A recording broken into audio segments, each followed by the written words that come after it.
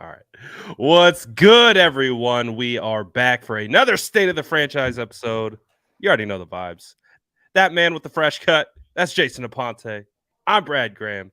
We got mock drafts, we got some hypotheticals to throw at you, and we're going to get into it all right after the fire intro. Let's cook.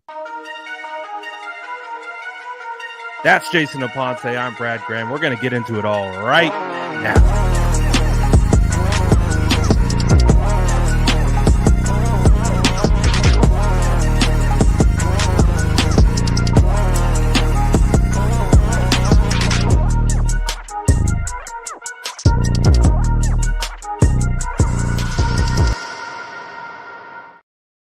It's Friday, so that means State of the Franchise with the one and only Jason Aponte. How are we doing today, Jay? We vibing. I mean, it's Friday. I got a cut.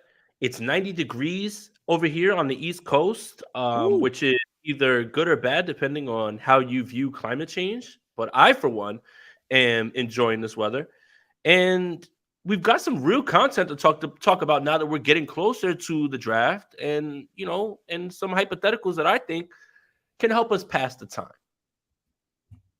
Absolutely. And I'm always down for a good hypothetical. Mr. Faithful 49ers says best intro out there. Hands Shout down. out to our boy for cooking that up for us because I can't lie. I think it's up there. Um, but yeah, man, let's start with some of the hypotheticals because obviously it's been a fever pitch around the San Francisco 49ers quarterback situation. And there have been some hypotheticals floated about Trey Lance, has there not? There has. And to kind of piggyback off what Brad is saying is Mike Clay, who I think does an amazing job. Mike Clay, who does an amazing job on ESPN. Fantasy guy, but I feel like he is one of those fantasy guys that really understands actual football. What do Mhm. I mean by that? I mean, fantasy guys are just concerned with how many points they get you without understanding the finer points of what makes a good football player and not judging them solely off of their production only. So Mike Clay puts out his season projections right now, pre-draft, before there are any draft additions, anything like that, for each team. And he has win totals, he has projections for statistics and everything as well too. So funny enough, Mike Clay obviously puts out this one for the San Francisco 49ers. And he has a 3-game sample size for Trey Lance and 14 games for Brock Purdy, meaning he expects Brock Purdy to at least miss the first 3 games and then take over once he's ready to go. But I thought it would be a fun exercise to talk about the numbers that he came up with for Trey Lance in the 3 games and what could be the possible record. Now, obviously, variables. Who would the opponents be? Statistics don't tell the story because one long catch and run off of a yak is a touchdown, and that looks like you threw the ball 70 yards. Statistics are one part of the story, and statistics should only line up with the eye test. The eye test at this point. Ramilia, I'm glad you're here, buddy. I took a look at one of your shows, and I think the reason that you're around here is because you want to see what it's like when people actually watch other shows, because it was kind of dead when I was watching one of yours, actually. So I understand why you're here is because you want to feel like people are actually engaging with you, and that's something that you don't really get too much of. So either way, when when you break this down, right? 3 games for Trey Lance, right? 60 completions, 92 attempts. That's about 65.2%. That's an improvement, right, Brad, from what we saw last season? Yeah. Okay. 690 yards, 4 touchdowns, 2 interceptions. That's a 2-to-1 touchdown to interception ratio, right? Okay. 24 rushing attempts, 106 rushing yards, and a rushing touchdown. Now, my question to everybody would be is this. If Trey Lance has that stat line, which is going all the way up right there in terms of improvement, and the 49ers are 3-0, do you turn this thing right back over to Brock Purdy? Or do you sit there and you say, well, maybe that was the least that we're going to see from Trey Lance, and he's just getting a little bit better, and he's just on his way up? That was my hypothetical. So I'll pass it to you, Brad. You hear those stats. We don't know the opponents, and it could be 3 bottom-level teams, right? And that would be one part of the puzzle when you're talking about evaluation. But what if it's 2 bottom-level teams and 1 elite team, or 2 elite teams and 1 bottom-level team? That's the part that we don't know. But with those numbers, which scream that he's getting better, do you turn it right over to Brock Purdy? And that was the question I posed today in the article that I wrote in Niners Nation. I think obviously you start with the numbers, right? And if the numbers are contributing to wins and success for the team overall, that's definitely one part of it. The other part that I'm looking at in that this hypothetical is, what is Trey Lance confidence like? What is the nuance in between these plays that he's producing? Like, let's say, because there was a couple interceptions in there. Well, what did he look like off those interceptions? Right. Was he able to come back and lead a drive, shake it off, keep moving forward? I think that's the biggest thing when it comes to the whole like Trey Lance versus Brock Purdy thing. Is like, we know Trey Lance is capable. I posted his first touchdown. It was from a preseason game, but it's a beautiful rollout to the left. He goes across the field, opposite side numbers for like 40 yards and drops it into the bucket to Trent Sherfield. He's capable of putting up good throws, good numbers, and all that stuff. I think what it really comes down to is, what did he look like in that scenario? And if he's commanding the offense, you can tell these guys are rallying around him. That's where it becomes really difficult to give it back to Brock, because just like with Brock took it because everyone rallied around him, right? It was more than just he was a facilitator, he was accurate, he was able to get the ball out on time. It was, this team rallied around Brock. They believed in Brock. It uplifted everyone else around him. So if Trey can do that, I think that's the biggest factor of it all. Going like, who do you stick with? Because if Trey's just kind of in there going through the motions, and he's not necessarily the reason why they're winning, he's contributing to wins, but he's just kind of a Along for the ride. feel. Yeah. And I think, and they're like, okay, Brock's back, and Brock brings that intangible that we know is there, and that this team clearly, I mean, look at Jimmy Garoppolo, right?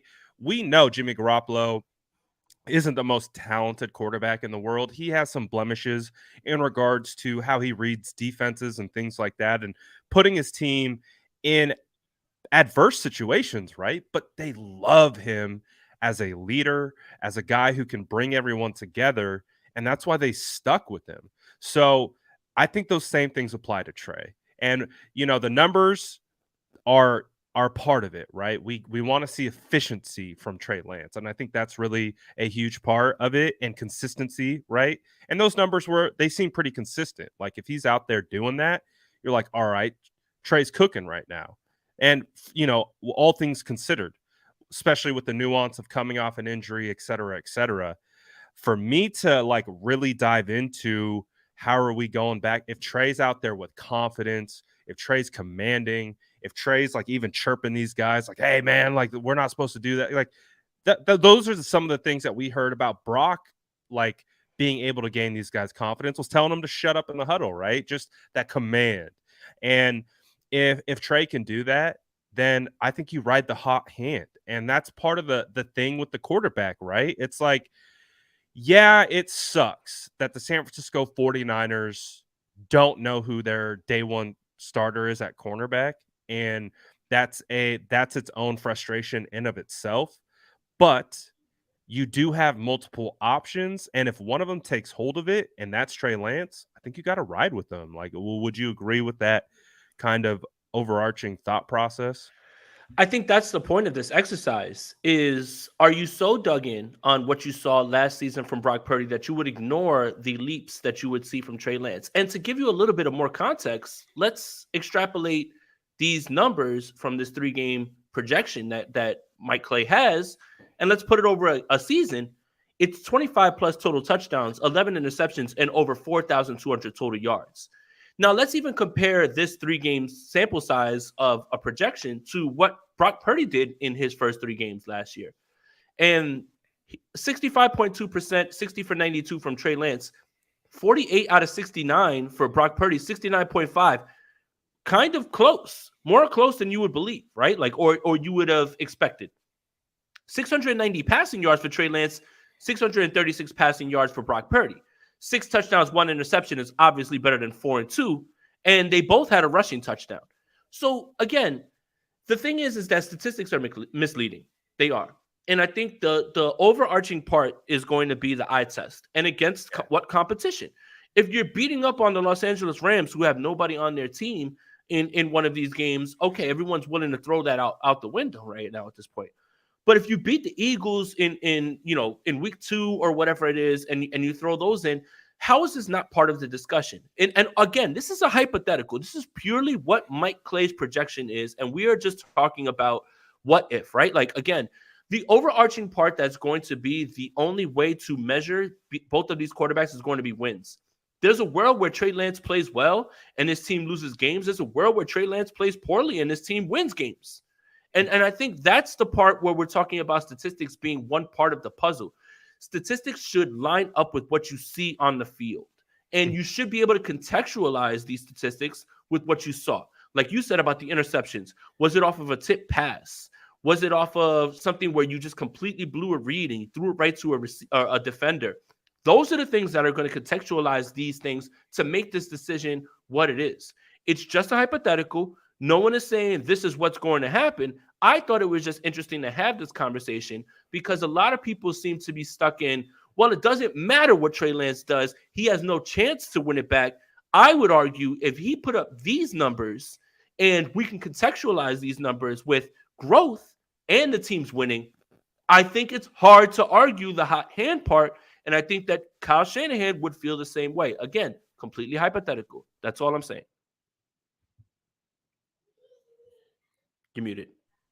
I'm back. All right. So yeah, I agree 100%. And like I think that's why I'm okay with the San Francisco 49ers going into this season with Trey, with Brock, and with Sam Darnold, because the same thing applies to all three.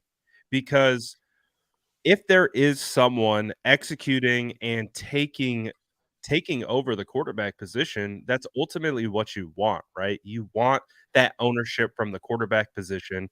You want these guys to be able to go out and compete for it, and ultimately that is just going to elevate the team a whole. So I'm it would be fascinating if Trey Lance sticks around. He gets the start, so basically beats out Sam Darnold, which means there's one leg, right? So for Trey to theoretically beat the San Francisco 49ers quarterback all season, he has internal things that he needs to take care of, right? Like he has to be able to beat out Sam, and then he's got to beat out Brock. So there's multiple things just to get to be the 49ers starter. And Brad, he also needs to be cleared to play. I think him and Brock Purdy are the only two that are not actually able to play football if they were able to take snaps. So again, hypothetical, completely hypothetical. He gets a clean bill of health and everything's fine. Same thing, right? Like it's the same idea, right? Like again, there's steps to this. This is just an exercise in what if, which makes it a hypothetical. But there are things that are in the way of each of these guys at this point because Sam Darnold's the only quarterback who would be able to take snaps if there was any sort of activity today. And again, all of these stats would mean nothing if the team is 0-3. If the team's 0-3 and these stats are up there, right. I think you immediately go back to Brock, right? And there's ways for stats to skew, right? Like I talked about it, catch and run. Drop pass from someone that drops your completion percentage. Is that on you? No, you put the ball right where it needed to be. So stats don't tell the story. When people come to you and they immediately bring you stats without any sort of, well, I watched the game, that's when you know they're box score watching. It's the same thing when it comes to this. It's like there's a world where Trey Lance plays well and the 49ers lose games, but there's a world where Trey Lance plays poorly and the 49ers win games because they're built so well everywhere else. This is what makes this such an interesting exercise. Absolutely. And it's going to be fascinating again at the end of the day to see who ultimately grabs hold of this entire situation. By all accounts, it does appear Brock Purdy's rehab is going as planned. Offseason program starts next Monday, correct? Mm-hmm. And it does look like he will be able to be on hand for that. We don't know in what capacity. I'm sure not much, but he'll be there. So that's obviously something that you like to see. But overall, man, this kind of leads to, I think, a broader situation with the conversation that we continue to talk about, and we'll get to our mock draft, and we'll get to that part of it as well. But it's like there's a lot of conversation right now about trading Trey Lance. Do you feel like the 49ers would be better off trading Trey Lance and drafting, let's say, a DTR, a Clayton Tune, a Hayner in the fourth, fifth, sixth round, and kind of not being able to even like let that materialize in regards to Trey Lance? Or would it make more sense to keep Trey Lance with Brock Purdy and Sam Darnold and just let these guys compete? And knowing that the 49ers have been snake bitten with injuries at the quarterback position. I mean, George Kittle talks about it all the time. Out of his 6 years on this roster, which started when Kyle Shanahan took over, 4 of those years, he's had 3 quarterbacks throwing him the ball, one of them 4. So does it benefit the San Francisco 49ers to trade Trey?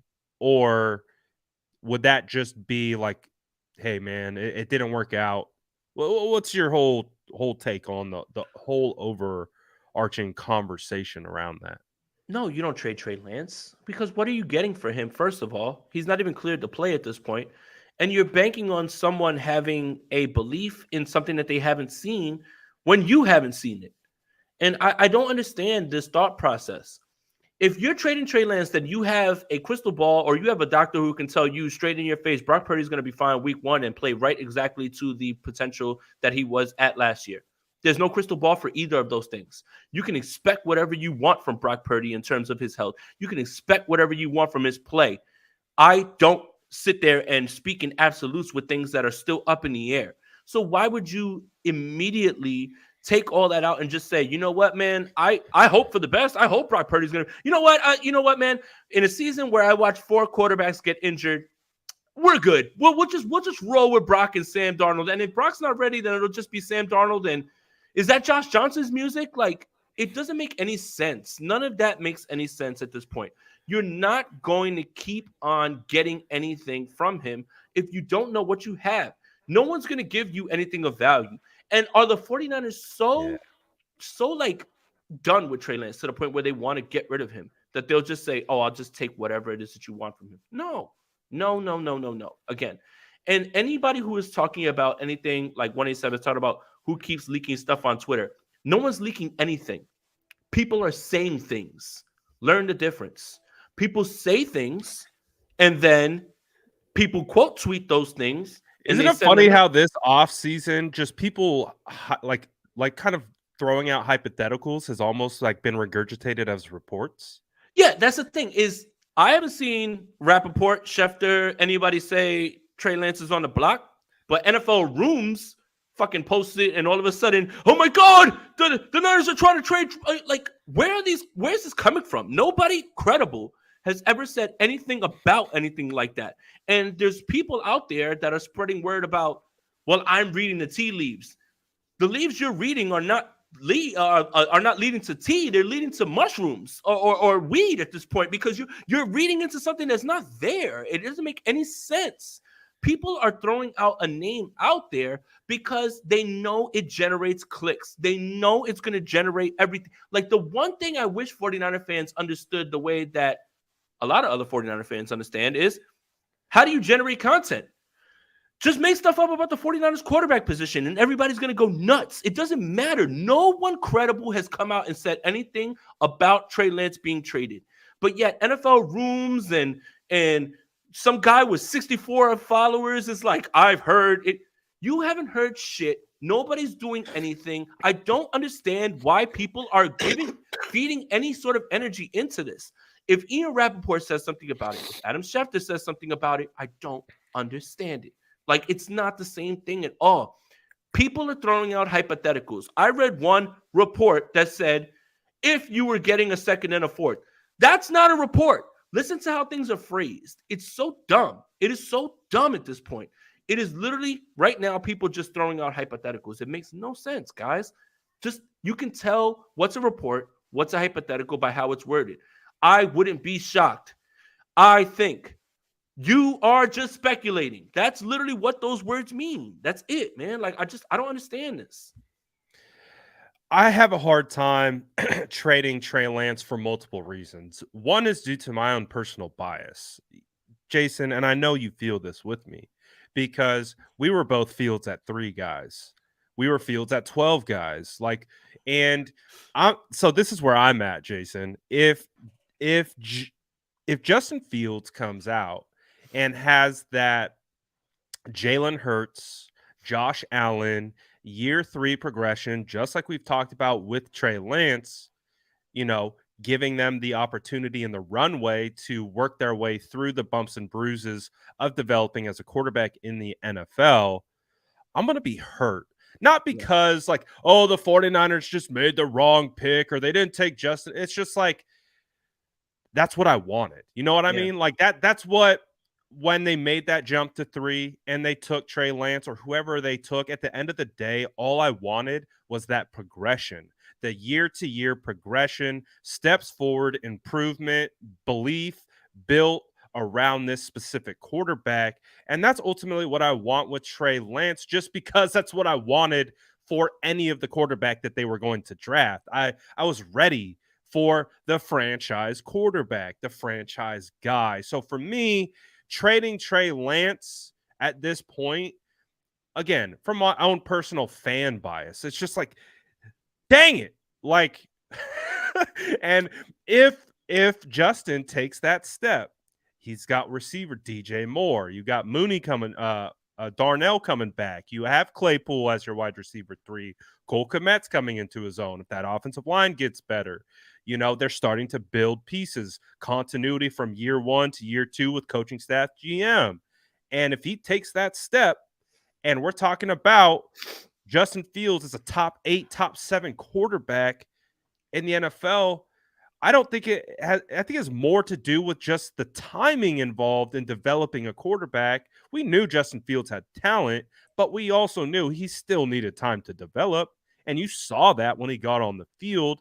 The same thing still applies for Trey Lance. Trey Lance could still be a really good quarterback, but that guy needs time on the field, and he needs an organization to believe in him and insulate him with that belief so that he can work through the mistakes and he can work through his issues. I don't know but that's what puts Trey, I think, in a hard spot this training camp, is because he doesn't have that. He has to compete for it. So it's a double-edged sword a little bit, right? That's the miscalculation of the Trey Lance pick. Oh. It's the ultimate, it's the ultimate development quarterback, right? And for all we heard was Trey Lance was the most ready, which he had a year off. I never really subscribed to that. Justin Fields literally played in championship games. He smoked Trevor Lawrence's boots in the semifinal, and while he was injured. I don't know who's the most pro-ready, right? I don't know how you could come to that conclusion. He was the most pro-ready just because he was under center, all of those things. The timeline never matched up. If you weren't going to be patient with Trey Lance, then you should have drafted Mac Jones. should have vibed out at 12 and just waited for the draft to play out. My thing is this: if you weren't going to show patience with the kid, and if you were going to already be scared off after the small sample size that you had, which also ended in Trey Lance being injured. By the way, that Seattle game, both drives were scoring drives, and who knows what that drive would have happened or would have gone on to be if Trey Lance doesn't break his ankle. Is if you really didn't want to wait, then you could have just taken Mac Jones at 12. I don't think anyone would have had an issue there. And you would have been able to put him in. He would have been able to be sort of what you saw from Brock Purdy with less athleticism. And you wouldn't have had to waste 3 first-round picks. This was a miscalculation from the jump. Because you thought, and there's a little bit of arrogance at play here. You thought, I can do development with Trey Lance, and this win now locker room filled with Trent Williams, George Kittle, who's about to turn 30, Fred Warner, who's still in his prime, but, again, the linebacker position takes a toll on people. You thought you could convince this locker room to go through the bumps and bruises with a young quarterback, and then you realize very quickly that you can't. and you needed to win games. I don't understand, man. I really don't. If you weren't able to give this kid the time to go through the bumps and bruises, if you weren't there to do all of those things, then it doesn't make sense. And I see Trey Lance was John Lynch's pick. If you think John Lynch can overrule Kyle Shanahan, I've got a bridge in New York that I will also like to sell you in Brooklyn. He literally said, I defer to Kyle Shanahan when it comes to quarterback. I defer. That's the word. And on top of that, if there's anything that I've learned about like kind of tracking this front off, they're collaborative, man. They really do their best to make sure everyone's input is heard and come to a decision based on the better good of the entire organization. No one's out here making future moves because, hey, this is my guy. They're not doing that. So I really do think, it was an organizational decision at the end of the day. Yeah, of course, one guy could have been leaning one way or the other, but at the end of the day, it's an organizational decision. I want to get to some of your guys' super chats since we got a couple of them. So let's get into. I'll go in order, and there's some good ones here. The Knox Empire says, where do you think the 49ers make the most repeated mistakes in the draft, and do you think they will improve from them the past mistakes? It really feels like if you're going to go positionally, it feels like they make the most mistakes at quarterback and running back.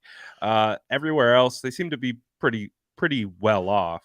But if you look at, there are cases both ways, but they've made repeated mistake at quarterback is what it appears like, and repeated mistakes at running back. So, what would your take be on this?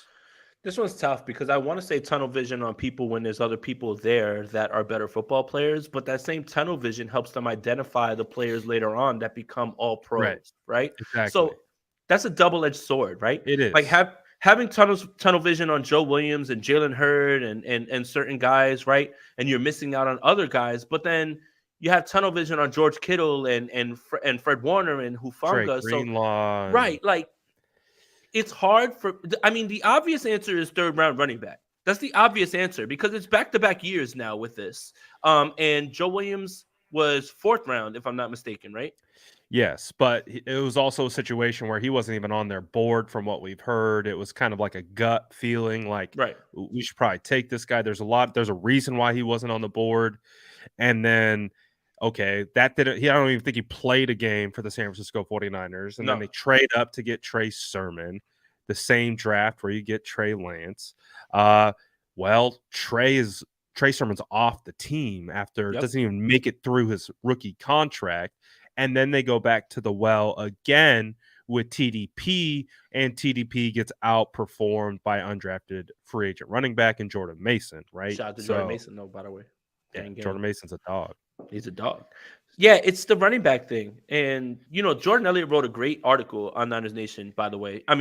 Shout out to Jordan Elliott. You know what's funny today is the 1-year anniversary or 2-year anniversary, I think, because we did the mock draft with Jordan McShay and Brad Kuiper on Sprint Right Option. I think that was 2 years ago when it was 2 years ago today. Yeah, today. Dude, today actually. Nuts, yeah, man. And we're gonna do another mock draft, so that's pretty funny. But he wrote an article saying about the backup from Texas. What's his name? Roshan Johnson, or is that his name? Yeah, the backup to Bijan. To Bijan, yeah, and he's just like, look, it's not that he's not good. It's just that Bijan's a dog, and he has a skill set that can catch passes. And when you start to look at the skill set that he has, it fits. It's a really good idea. If there's anyone who's going to talk me off the ledge of drafting a third round running back, it's going to be him because he's always bringing the facts and he's always presenting them in a way where it's unbiased and it just works. But the third round running back thing is back-to-back years now. And for all the misses, and we talk about how the draft is a crapshoot. So what's the percentage of first round draft picks that actually hit? It's less than 50%. When you go into the second round, it's less than the 50%. It goes down another 20%. Every round it goes down. So for the 49ers to have that many misses but have that many hits, they have a good process. So the only flaw is the third round running back thing because they haven't hit on any of them. And then you have Elijah Mitchell in the 5th, 6th round whenever they drafted him. You have Jordan Mason, who was an undrafted free agent. And then you invest in Christian McCaffrey. It's an imperfect science, the draft process, but at certain points you have to slow down with something that's not working, especially when you have back-to-back years of it. Yeah, and even with some of the misses, like, the Solomon Thomases and the Reuben Fosters and the stuff like that, I still look at this group as being a good drafting front office. Like, I mean, again, like, you're not going to hit on everything. A lot of people are going to focus on the quarterback and, the running back stuff. But they've also done a good job being able to identify talent, discover talent, and develop that talent. But just like you said, it's imperfect science. So you're not going to hit all the time. But, they aren't perfect either, right? So, CJ Beathard in the third, trading up to go get him, hindsight being what it is. In real time, he felt like a 5th or 6th round quarterback, like when they drafted him there, but obviously they liked him and they had some thoughts of what he could be, just never really panned out. I mean, he's still in the league, he's backing up Trevor Lawrence right now. So, but again, it's highlighted by who wasn't picked, right? So that's what makes it feel worse. But at the end of the day, I would say the 49ers are a good drafting group, and they're able to identify. I mean, you look at the guys Fred Warner, best at his position. Kittle, top 2 at his position. Dre Greenlaw is coming into his own. DJ Jones is a 6th rounder, got paid quite a bit. So again, not perfect, but I would say if they could improve, they could just improve at the top of the draft. I think really I think we know they're phenomenal in the later rounds. Just maybe don't overthink it too much and just go with the guys that are going to be good, which is again much easier said than done. Said than done, for sure. And if they weren't good at drafting, then they wouldn't have this loaded roster in which still has 100%. The third best odds to make the Super Bowl. All of your top heavy guys that you're paying, Nick Bosa, thank you, Arizona, Fred Warner, you're Deebo Samuel's the 2nd rounder, Ayuk is the 1st rounder. Ayuk. Trent Williams is the only one that you are paying right now that's top end, and Christian McCaffrey are guys that you brought in. But for the most part, you've grown all these guys, and you don't build this roster without drafting well. Like, you just don't. Like, we can lament the misses as much as we want, but this team is still better off than many other teams that have had much more picks, and the 49ers have done a bunch to take the crapshoot out of the draft, right? Oh my God, you gave up for too much for Christian McCaffrey. Yeah, well, I'm not really eager to figure out what 3rd round running back they were trying to pick. Give me what I know in Christian McCaffrey and look at the benefits of all that, right?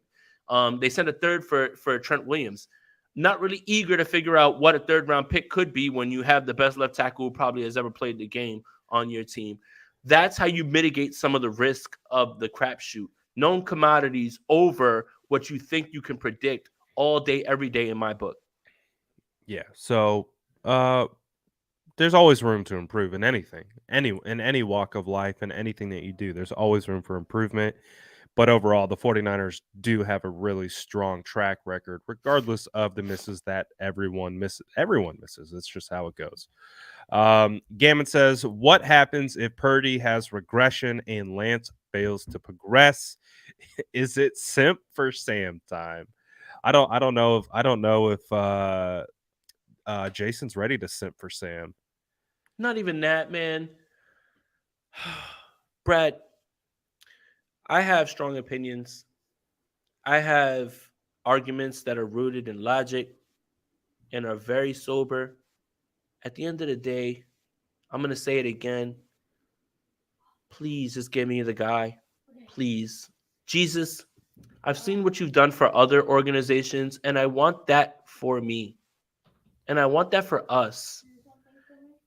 And if we're going to sit there and look at Purdy, who a lot of people believe is the guy regardless, Lance, who you moved heaven and earth for. And then we go through this season and you realize that neither of them are the guy. I highly doubt that Sam Darnold is here to be that guy, even with given his age, because we have too far of a big sample size. It literally leaves the 49ers back at square one. And that's a sick feeling. It really is. It's a sick feeling. Because, Gammon, I'll tell you this. What happens if Purdy has regression and Lance fails to progress? Here's your answer. You ready? I'm going to back up before I say it. By God, it's Kirk Cousins time. And I don't know if you guys are ready for that because he's a free agent the next year. It is literally going to be Kirk Cousins time. Kyle will literally look at everyone and say, this didn't work. This didn't work. It's time to get back to my plan. And they will throw the bag at Kirk Cousins. Cap be damned. I want a guy. I want the guy. I'm tired of this, man. I really am tired of this, man. Every single year, that's all we do. And if this works out this way, this doom and gloom scenario that Gammon has put out for us, then it means that Kirk Cousins is your starting quarterback next season. And you better set your watch to it. That's all that means.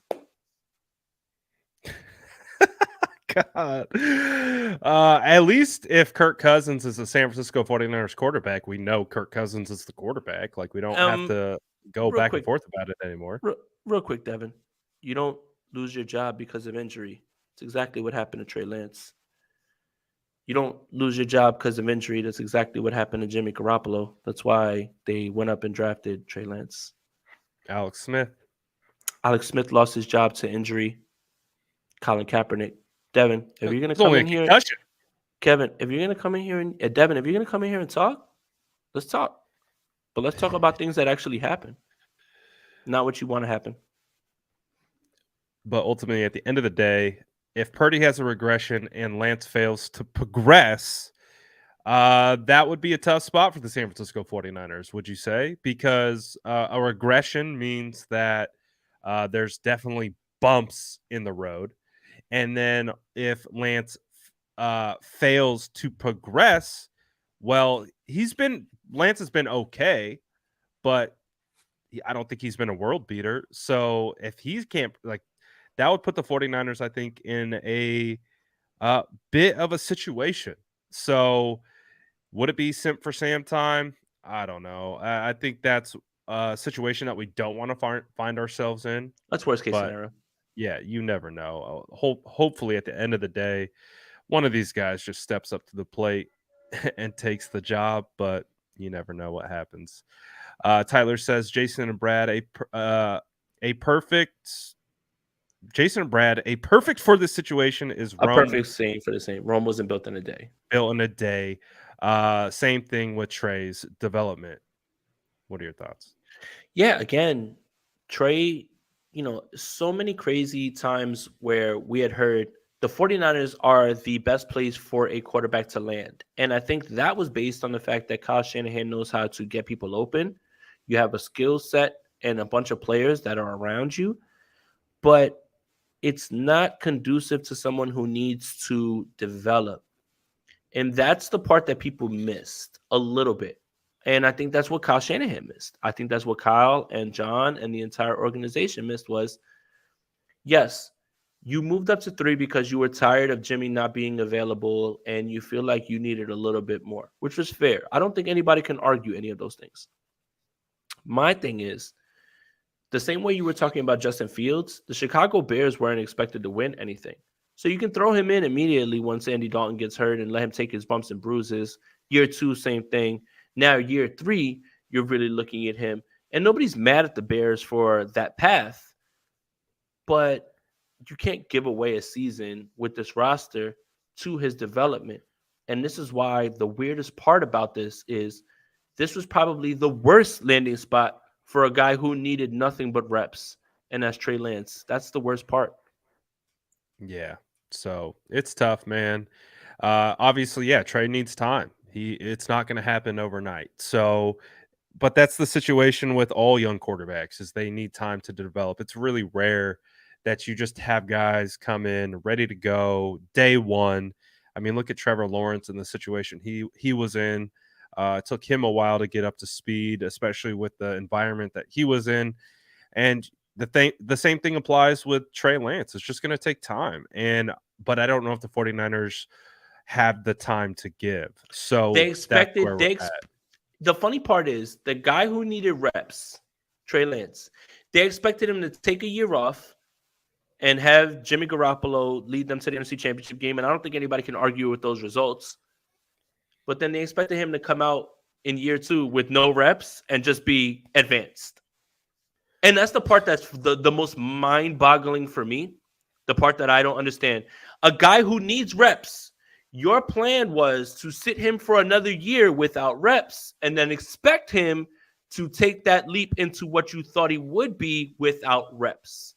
That's the part that I find baffling.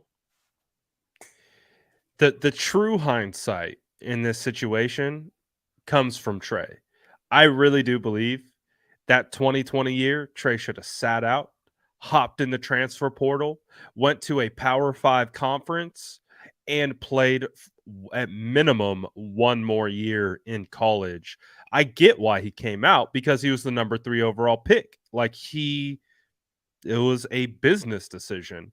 But for his own personal development, and obviously hindsight being crystal clear, right? And the way everything plays out, Trey Lance really should have hopped back into college. Because even if he played 2 more years, he would still be 22, 23 years old and still have a full career ahead of him, but way more reps. The thing with him being at North Dakota State is he just never was put in an adverse situation. So you can never really evaluate him playing from behind, playing with adversity. That's why me and you loved Justin Fields so much, because we saw this guy going through the fire week in, week out. Saw him go through the fire in the media.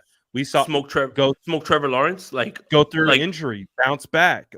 That's why both you and I were like, man, Justin's proven to us on so many intangible levels that he can withstand being questioned as a pro, being questioned as a quarterback, because we've seen how he internalized it. He would just go out and deal, and he would take it on the chin. He would go out and deal. And we just never saw that from Trey. And when we hear about Trey, it's he's just got to build that confidence. How do you build confidence? It's through reps. It all comes back to the same thing. So is Trey going to be able to walk into training camp with that confidence? We're going to have to find out. And I think that's really what it comes down to, because when you're confident at something, it helps with consistency, helps you be consistently good at something. So we'll find out, man. But as you guys know, we'll be talking about this quarterback situation. Are you ready to draft? You want to do a little mock draft? Do we have one more super chat that we need to get to, or we got? Did I miss? No, I'm just making sure. I saw 3. No, I did miss. You are right. Good call from Gammon, correct? No, I thought we did that one. Unless it's a different one. Oh, this one. Yep. That one. Very good. Gammon says, what are the key differences, responsibilities, and influential power of drafting players for Kyle Shanahan, John Lynch, and Adam Peters? Gammon, I hate to do this because you asked this question because you wanted an answer, or at least you wanted our take on this. Gammon, the best part about this is nobody knows. Nobody knows. What I do know is this. If I were to rank who has more power in terms of the drafting, the influential power, it's Kyle Shanahan. Yeah. It's Adam Peters and then John Lynch. That's my hot take about this, for sure. The thing is everyone points to saying Adam Peters is responsible for this player, John Lynch is responsible for this player, Kyle Shanahan is responsible for this player, and yet all we're doing is speculating. Now, we can connect dots. Solomon Thomas went to Stanford. John Lynch took a class with him. John Lynch was the first-time GM. That feels like a John Lynch pick, right? And they built through the trenches, right? So that could be a John Lynch pick. But when you look at the way all this stuff kind of goes, and when you hear John Lynch say, I watched Patrick Mahomes at his pro day, I think we should evaluate this guy, and Kyle says, I'm good. I think we're going to get Kirk Cousins in a few years. it's hard to delegate who's who, what's what. I think we know certain situations, but I don't think we know the amount of input. I think at the end of the day, I'm going to rank it this way. I think Kyle Shanahan runs the show, and he picks who he wants to pick, especially when it comes to quarterback. If it's quarterback, then it's Kyle. If it's in between, and if it's Adam Peters and it's players later on in the draft, I think you can give it to Adam Peters. And I think certain first-round picks you can look at and say it's John Lynch, but I do think it's a collaborative effort. And it's hard for me to state that opinion under nothing but vibes. And I think that's the funny part about all of this is, Brad, what do you think? I just don't think that anybody knows. And I think everybody's speculating who's making these draft picks. And I think that it's fair to say, I don't know. I would say that the first round picks are all hands on deck. I would say Kyle Shanahan overall has the final say. And I think at the end of the day, Kyle Shanahan has the final say on all the picks, but he gives people the ability to also make picks as well. I mean, go back to the Rand Carthon interview about how these coaches are picking guys later in the draft. They have that responsibility. And it was D'Amico Ryan's turn in the 6th round to pick a linebacker that he wanted. And he watched Elijah Mitchell and said, you know what? Elijah Mitchell's the better player. We're going to go with Elijah Mitchell. So that's where it becomes collaborative. And I think later on in the draft, it's much more collaborative, and where Adam Peters gets picks, coaches get picks. But if you're talking about the early portion of the draft, it's probably more Kyle Shanahan making those decisions. Whereas I do think John Lynch is just kind of the facilitator of the information. He's kind of the conduit of everyone, the coaches, the personnel departments, and bringing it all together. Bringing Parag into it. But I would say Kyle's the most influential. I would say Peters definitely is doing all the work, all the back end scouting and information gathering. And John Lynch is the project manager. He's making sure everyone's staying on track, sticking to deadlines, communicating to each other. And that, I think he's the glue piece keeping everyone together, where everyone else has their own things to deal with. But I think, again, at the end of the day, it is collaborative. And so it's hard to really pinpoint who's doing exactly what. So, but at the end of the day, Kyle is the end all be all, I think, in this situation. I think we both feel pretty comfortable in saying that, right? Love my coach. Absolutely. All right. You ready to mock? Oh, yes. God, please. And to put a bow on all this, we have no idea what the hell is about to happen. So, just buckle up. Yeah, no idea. It's going to be wild. The rumors are going to pick up in about a week. In about a week, oh boy, get ready. Smoke season's going to be in full effect. Yeah, Brad. Let's trade project quarterback Trey Lance to Tennessee for bigger project quarterback Malik Willis. Makes sense. Completely makes sense. Take that Chili one. Says, Brad, can you drop the Discord on Twitter? Do it. Good. I don't have it on me right now. Shoot me a DM, my boy. Damn, I'm not in the Discord. This is wild, man. Come on, man. Smash that like button. Get in the Discord. I think he just sent it on point. There you go. All right. Mock draft. Let's get through this one. No trades, or are you going to send trades? How about for the first one, we just go straight through? Does that sound fair? Sounds great. Let's do BPA. Okay, I want you to take the first pick. Christ, man! Wow, you want to go? You want to bounce back? We'll just it's cool. Yeah, one. You two, take one. Yeah. I'll take one. Collaborative, just like John Lynch, Kyle Shanahan, Adam Peters, right? Oh yeah, no, we'll bounce back and forth.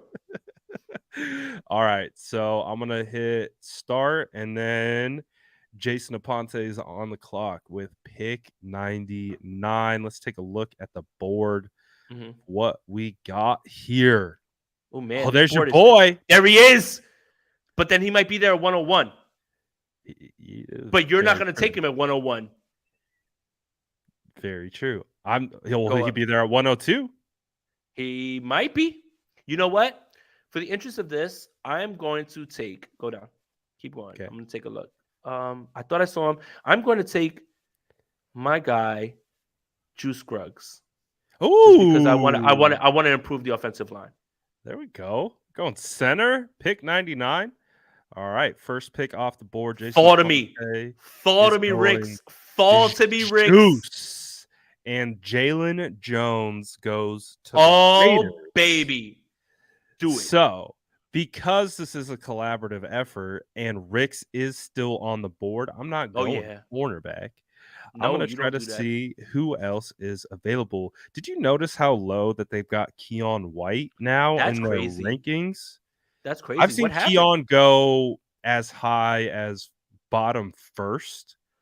What So happened? I don't know. I don't know what happened. Jalen Duncan, Nick Saldiveri. I've Zach just Harrison. I've been like locked in on tackle with the Okay. first pick. So I'm gonna go with my guy. Since this is what this is our draft, we get to run it as much as we can. Saldiveri. Well, this is the thing. Well, I actually got to think about that because Saldiveri has interior O line versatility.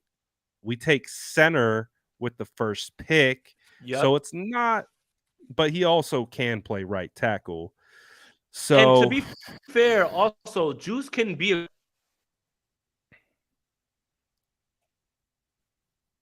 oh, you froze. I froze or I just Or stopped now talking. you're back. I know I There you just go. said Juice could be a guard as well too. Right. So he has some versatility as well. So I'm not gonna. I still kind of want to Yeah. go See, I'm stuck. I'm tackle. stuck here too now because Zach Harrison is there from OSU, man, and oh man, that edge. He's a See five. why these mock drafts shouldn't be this difficult.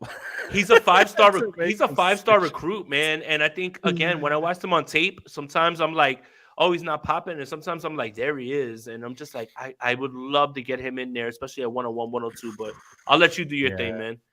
All right. Let me think about this. Shoemaker could be an option if the 49ers No, want to go thank you. tight end. No, thank you. You He's could 32 years old. No, also thank you. you got you could go safety if you want to go Hickman.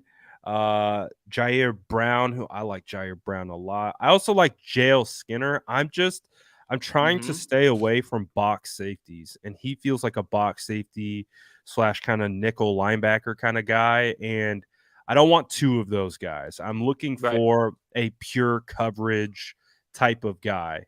And but the beauty of Jair Brown is that he can do both. He can come down in the box, but he can also play that deep middle and patrol while you have what's his name running crazy. So this is how I'm gonna go this route. You want O line with the first pick. I'm not gonna double down on O line. I'm actually going to go with Jair Brown. Okay. So I'm going safety. 2 Penn State guys. Oh, I didn't even notice that. Let's go. Yeah, give me Eli Ricks. Let's go. First of all, 49er fans, you're welcome. And make sure you send this to John Lynch. Now, your outside cornerbacks are Elias Ricks and Mooney Ward. Your inside cornerback at nickel, sorry, Isaiah Oliver, is Diamador Lenore. And you have probably the guy who has the tools to be the number one cornerback in this entire draft. You're welcome, 49er fans. We only do this for free. we're giving away the locked in draft strategy of how to make this work. So okay, we both punted on tackle early on. So Yep. as a result, I still feel like it is a need, but the reason why I felt comfortable punting on even my guy Nick Saldiveri, who is my big time draft crush, is you do have some guys available. Jordan McFadden is a guy that could be a legitimate option. I mean, this dude has the opportunity to fill that role, but you also have another guy that I really, really like that has versatility to play right tackle, left tackle, and can play guard I like and it. is pretty solid as a pass blocker. I mean, just look at the way his snaps are spread out all over the place. Braden Daniels, tackle out of Utah, might be considered a little bit of a reach. Maybe he'd be there at 164. Actually, I'm going to try to punt and get Braden at 173 the next time I pick. So that's actually what I'm going to do. So I'm going to try to see if he'll make it back around to 173 because you're going to pick at 164. So in a collaborative type of effort, that's what I think we should do. Okay. So with this particular pick, we have multiple options. We already want safety, so that's not an issue. Tight end is still there. Do we go with your boy Kuntz? Who else is there? Oh, no. Punt on tight end. You know where I'm going with this one. If it happens in the next one, let's go. All right.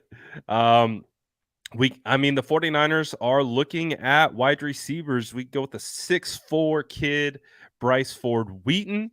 If we want to go wide receiver, we could go there. Or do we go quarterback? I was going to say that. So the DTR Jake Haener discussion now, I think, needs to be had right here as well, too. I mean, the 49ers are absolutely poking around at quarterbacks, and they're poking around at quarterbacks in this range. So this could be a perfect spot for them. A guy that I like to take here quite a bit is Mekhi Blackman. But I took Eli. You just took one. You also could go with Brock Purdy's old teammate in Xavier Hutchinson. I really like watching Hutch. I really like watching Hutch play, man. He's a guy who fits in the slot, is tough at the catch point, is not somebody who's an absolute burner, but he has Brock Purdy's trust as well, too. If you guys are big on Brock Purdy being the guy, then why not pair him with this guy? Those are my thoughts with him. Absolutely. You could go Dontavian Wicks as well.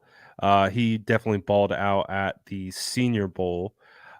So there's multiple options here available. The 49ers have been looking at Antonio Mafe, brought him in. Why do mock drafts have to be so difficult? Every time I get into one, I'm like, I shouldn't be this indecisive when it comes to picking guys. But again, if we go back to who we picked, we got a center, we got a guard, safety, and we got a cornerback. We are targeting tight end and tackle at other specific spots based on the board and the way it goes. So that gives us flexibility to go wide receiver. It gives us flexibility. Do we dare say running back, quarterback? Oh, you know what? I think I might spice this thing up a little bit, Jason, and just completely go out of left field here and just make this mock really interesting.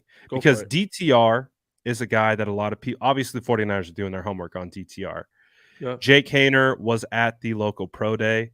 Yep. I like Clayton Tune a hell of a lot. I don't know if you've had an opportunity. I haven't. To look at him. I like Clayton Tune a whole bunch. I do. But for the sake of what we are going to do here, I'm going to go Jake Haener and really mess up this whole mock draft. I like it. I like what he had to say also when he was asked about like his comparison to Brock Purdy, Okay, Brad, right now what I'm doing is I'm just going off draft crushes. Can we go to tight end real quick? Let's take a look real quick at tight end as well too. Oh boy, oh baby, oh baby, there he is. He's sitting right there for the San Francisco 49ers to draft. Yes, give me Will Mallory, pal. Look, it's time right now to make sure that we start to insulate ourselves going forward because George Kittle is such a force, but he is turning 30 and he plays a physical style of football. And the 49ers have been looking to expand their two tight end sets when they signed Jordan Reed in 2020 and brought him out of retirement, basically. They want to do things like this. This is where they're going. So you can still utilize Kittle for while you have him. Use Will Mallory to be somebody who can supplant him eventually when you decide to move on, or if George Kittle decides to move on from the game. Oh man, I'm having a blast here with these two picks, man. I've got Eli Ricks and I've got Will Mallory, man. What's next, man? I The mean, agenda what are we is doing here? completed. My We got full agenda is it's like Brad's like here thinking about like team needs, and I'm just looking at guys that I like he's on the like, board for the fit the 49ers. agenda. You and I Hey, are two different people. well, I want Jake Hader.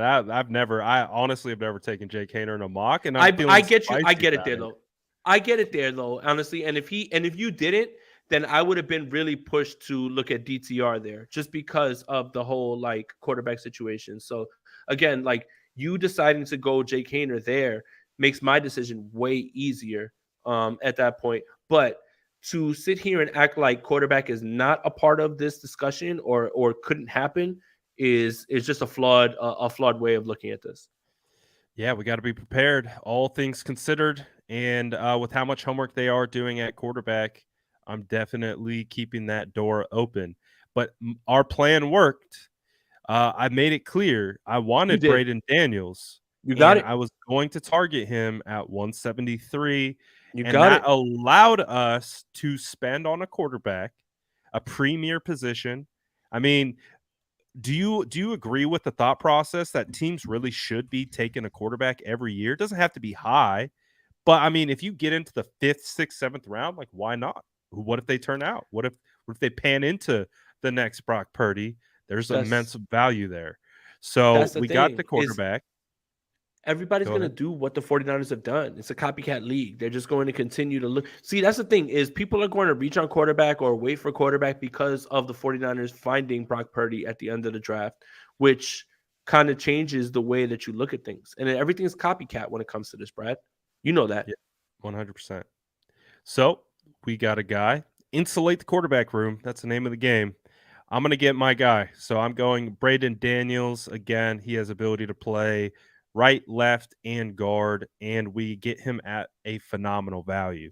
So now it is back to Jason. So just to recap what we've gotten from positional needs, we've gotten a tackle, we've gotten a tight end, a quarterback.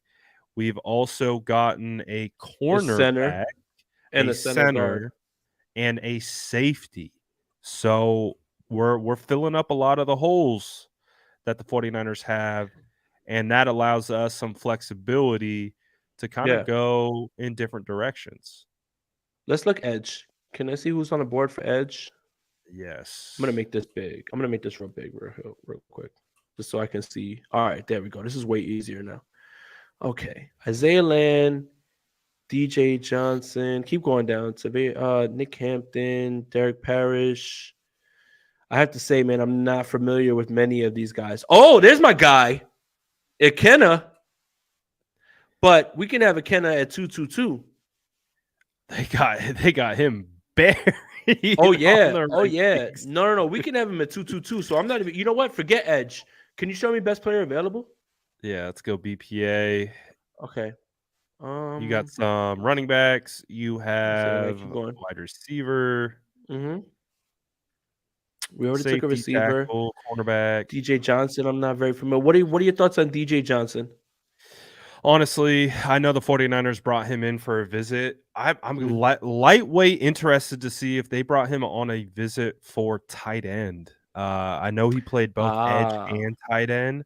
Mhm. He really didn't stand out to me as a edge, but Mhm. tight end. I know he ran Keep like a going. 4.49 or something like that. Keep So going. We already took our tight end. Will Mallory's the future. Puka. We already took a wide receiver. no, we haven't. God, my dog. It's all Can you hear right, my man. dog? It's all right. No, he's locked in here, or she's locked in here. Hold on one second. So while you're No, contemplating, you're good. let Yeah, me get this snaggletooth out of here. you got it. See, this is the hard part. When you look at what it says, PFF says needs tackle and corner. Didn't we address those things? Didn't we go through it? Ronnie Bell, not necessarily as familiar at Michigan. I'm gonna go to the chat real quick because I can't control the chat since it's not my stream. Let's see. All right, there you go, Brad. All right, keep going down. All right. Jake Bobo, DJ Johnson, BJ Thompson. Keep going. D Winters. We already got a tight end. Matt Landers. I'm really interested in Puka. I really am. I'm not gonna lie, man. I think that He's smooth. I think he kind of fits like what Kyle wants as a wide receiver. And they keep saying that we need a tackle and a corner, but we drafted tackle and corner in this draft. You know what, man? I'm gonna go with what I know. What I know is I think I can evaluate wide receivers pretty well. I like Puka here at 237, right? Like, that's where we're at. What round? What pick are We're we at? 216. 216. So he's been taking a 218. So we're not exactly reaching in terms of everybody else.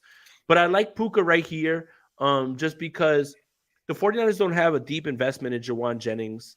And this sort of investment in this round, in the sixth round, is very slight. And you won't have to pay him as much as well, too. He may not even make the team this year.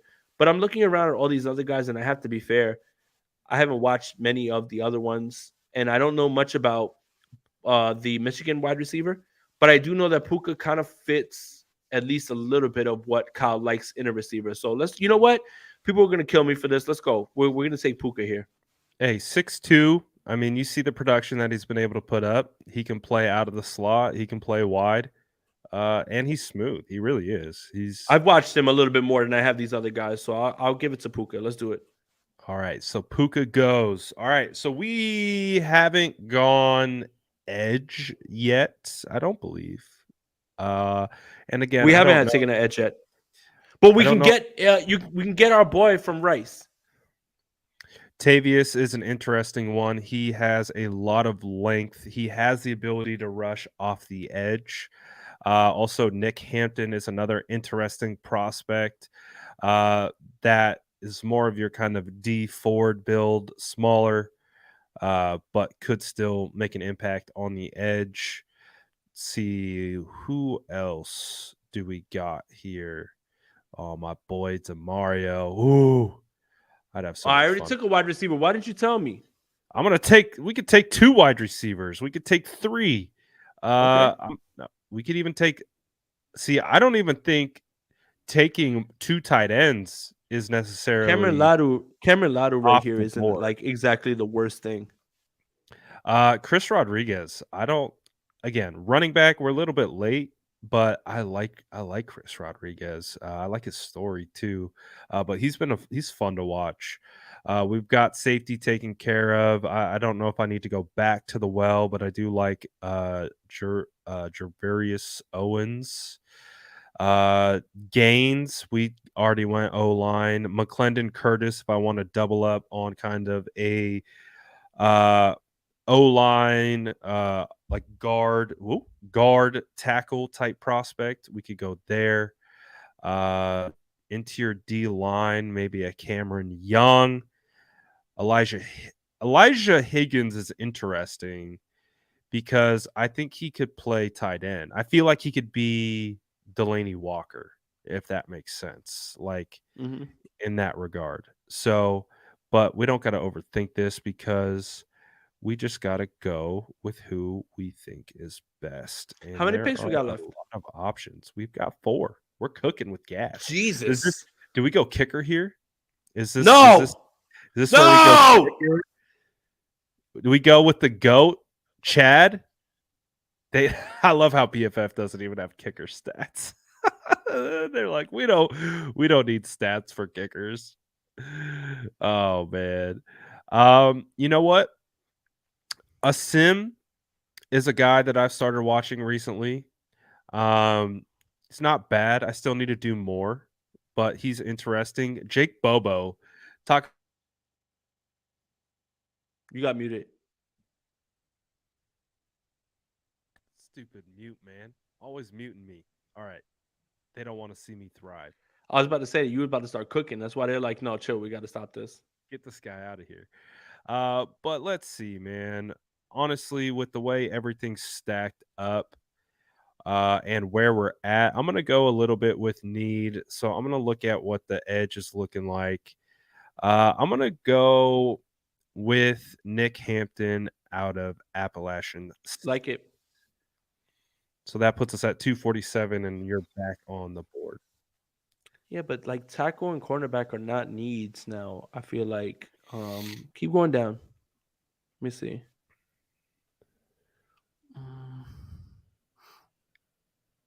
Mm,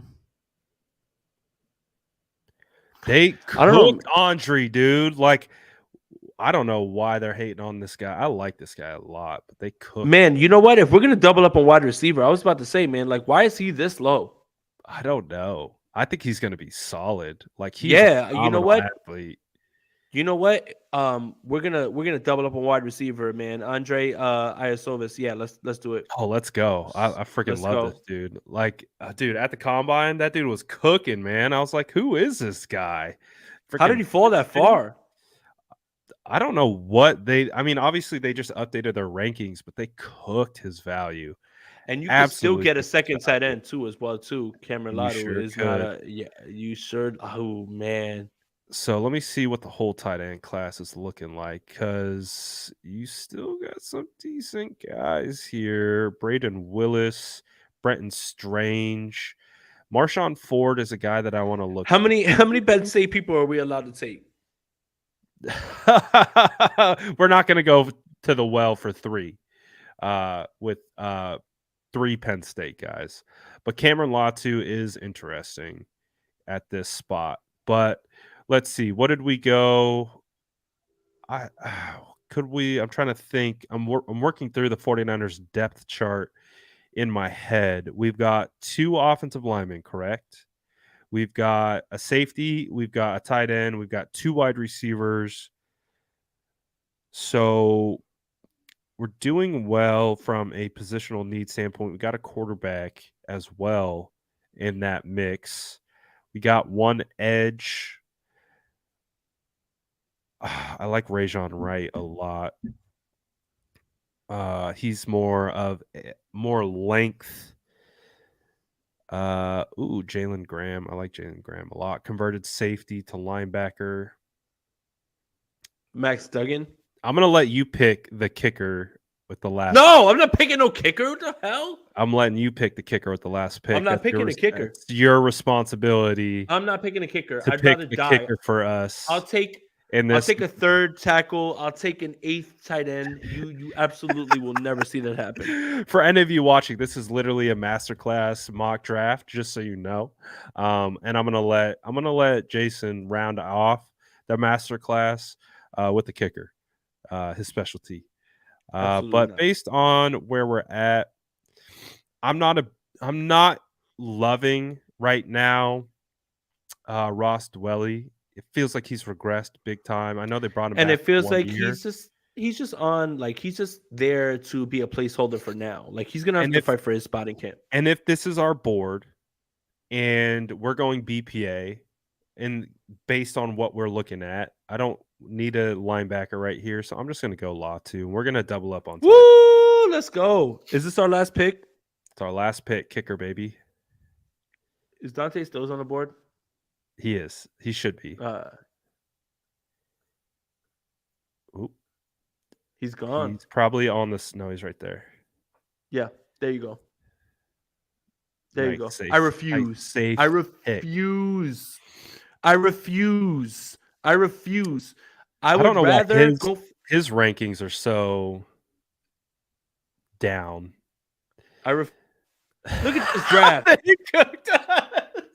How are we gonna C- for Juice Scruggs? That was like the right move. What the hell? They gave us B for Ricks, a D for Hayner, F for Mallory. F for Mallory? What? Hey man, when he becomes an all-pro tight end, don't come back to me crying, PFF. You got an A for Cameron though. Braden Daniels B+, Puka C-, Hampton B, Andre C+, my draft sucked. Dante still C. They still gave us a C+ somehow. I don't know. My draft sucked.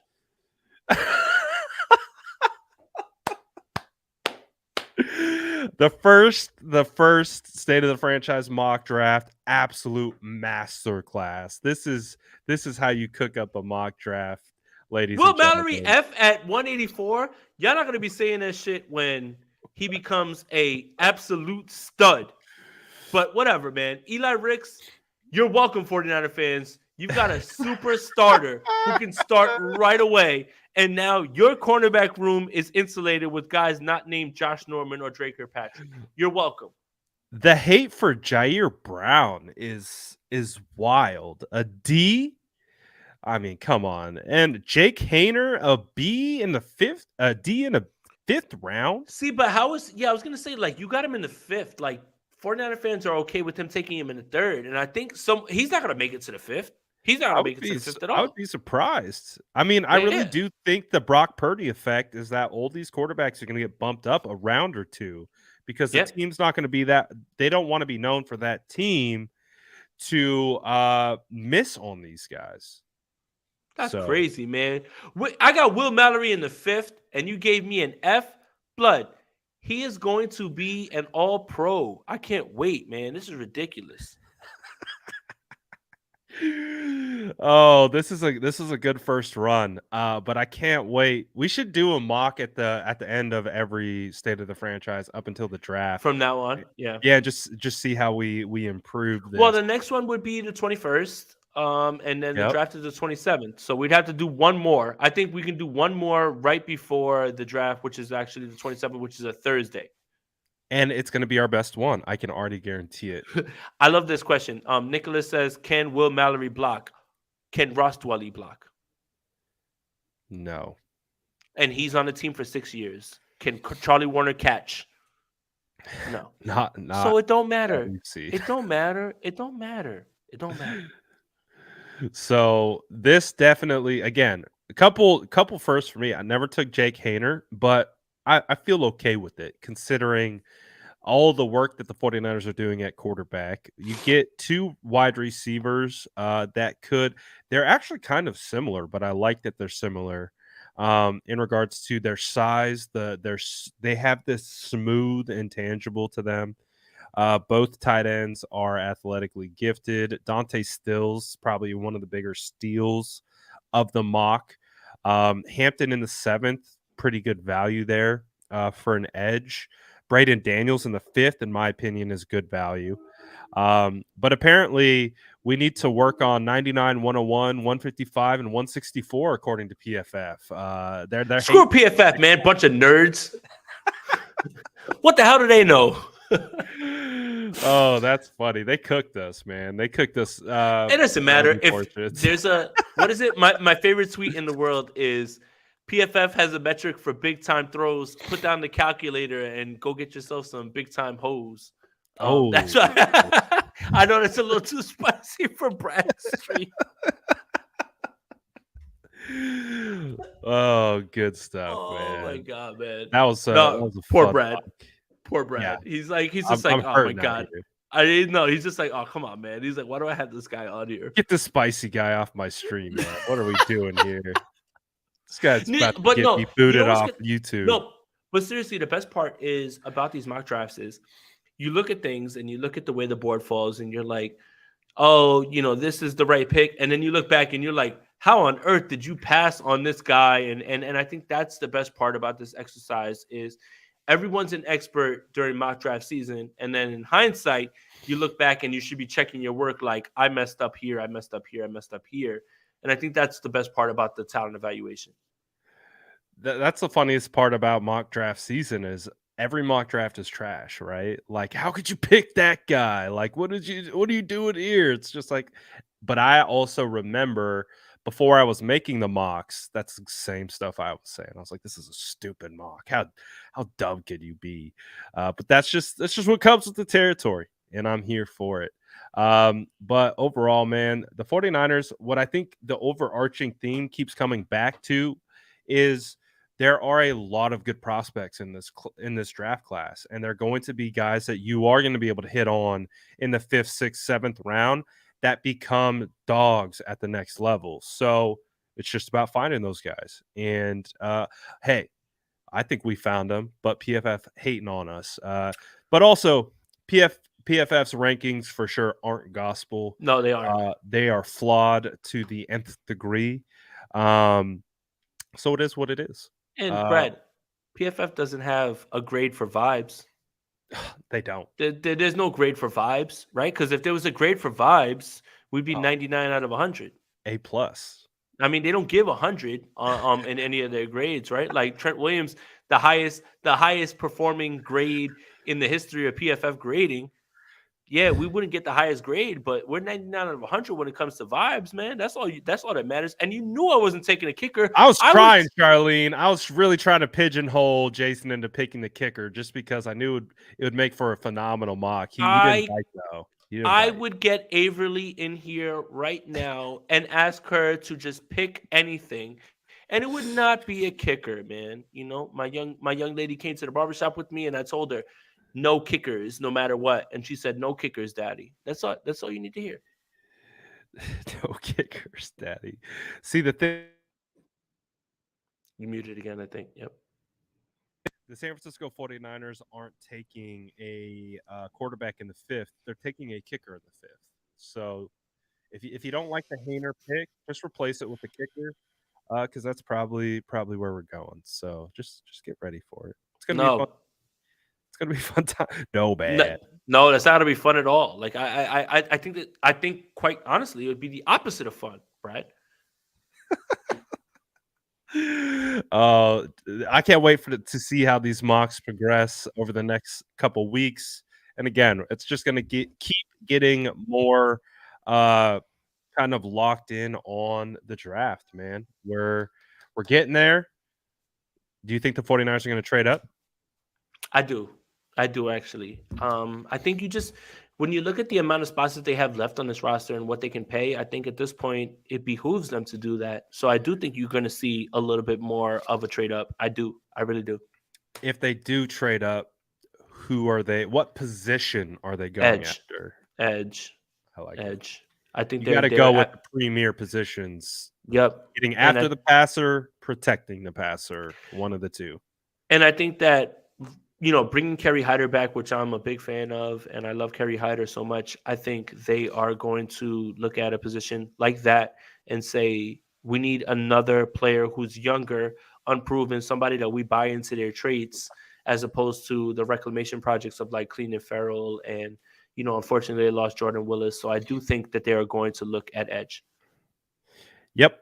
So I would also throw my hat into the ring. I think they would be going up for tackle as well, but it also depends again on who's available.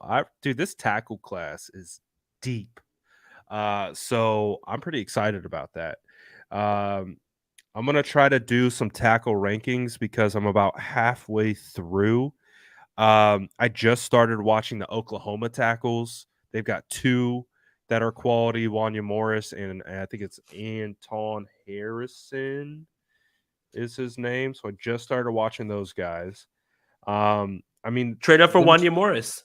There's so many tackles. There's trade up for Wanya Morris from Bama, right? Yeah, some are saying Anton Harrison is better than Wanya Morris. Some are saying there's a lot of tackles here. Is it the streets that's saying that, Brad? It's just randoms. Just randoms. But it's happening. So, but at the end of the day, man, there's a lot of tackles here. There's a lot of good depth in this class. The 49ers are going to figure it out, and they're going to get someone. So I'm looking forward to it. So we got through the mock draft. We talked about more quarterback per usual. Anything else you want to talk about before we get out of here? No, we're good. Thank you guys for tuning in on this Friday. Getting close to 6 p.m. on the East Coast. Enjoy your time with your family. Thank you guys for tapping in. Make sure you like this video, subscribe to both channels, hit that notification bell for when we both go live. We appreciate you guys, and there'll be more stuff coming down the pipeline. But Brad, State of the Franchise, always cooking every Friday. Hey, Brad, Discord. Chili. Discord. Chili. Discord. I will. Discord. Discord. Discord now. Discord. Now. He said, Brad, Discord. Usually I'm getting fried in the comment section. It's you this time. It's nice to see the switch. Yeah. But I can't wait to see how the mock drafts continue to develop. So make sure you're tapped in next week for the next mock coming through, and we'll have a lot of fun. I can't wait. You go have a good time, chilly, relax. It's gonna hit the timeline. Don't you worry. I know you paid your $2 super chat. It's coming. Don't worry. So appreciate all you guys as always for tapping in with us on the state of the franchise. Snag your cookies on the way out. You cooking up anything else next week?